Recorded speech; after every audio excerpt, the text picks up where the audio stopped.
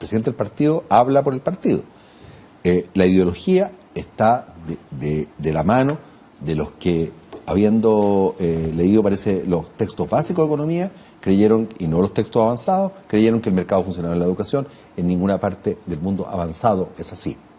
Ese profesor que tiene ese colegio, dicho sea de paso, si el 78% de los colegios particulares subvencionados son con fines de lucro, el 68% tienen un solo colegio y es de profesores. Un profesor es un grupito de profesores, para que más o menos se cache, pero en fin.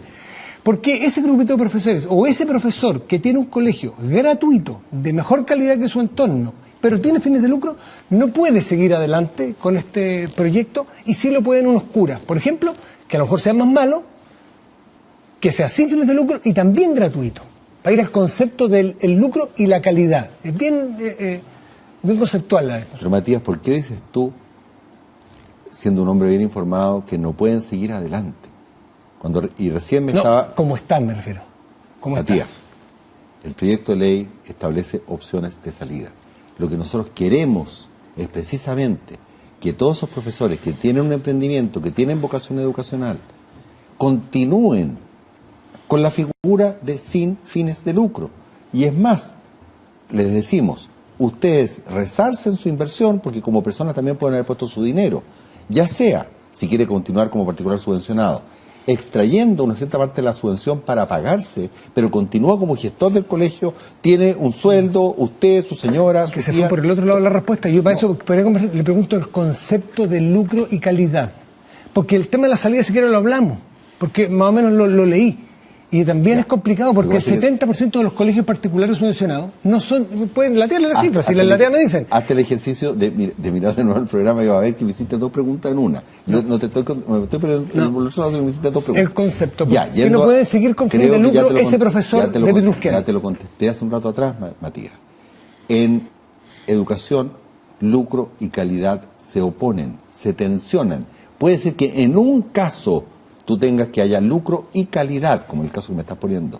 Pero la pregunta, como cierto analítica, es, ¿la calidad se debe al lucro? No, pues se puede deber a que en ese particular conjunto de circunstancias el profesor es bueno, tiene mucha vocación, hay un buen director, etcétera, etcétera. Pero a nivel conceptual, lucro y calidad se...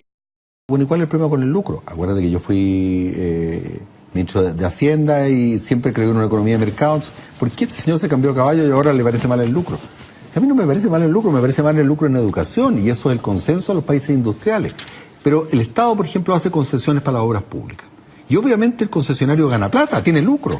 Entonces tú me dices, ¿por qué en ese caso sí y en este caso no? Fácil, pues.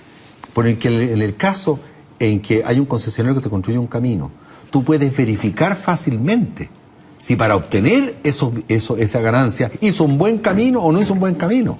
En el caso de la educación no es posible. Hay un problema. Ese es el problema. Entonces, en la búsqueda... No es posible porque es difícil verificar qué, la calidad o, claro, la calidad. La calidad, porque como te digo, los puntajes tú los puedes obtener, ya sea porque haces buena educación o porque tratas de descremar y tener los alumnos más fáciles de educar.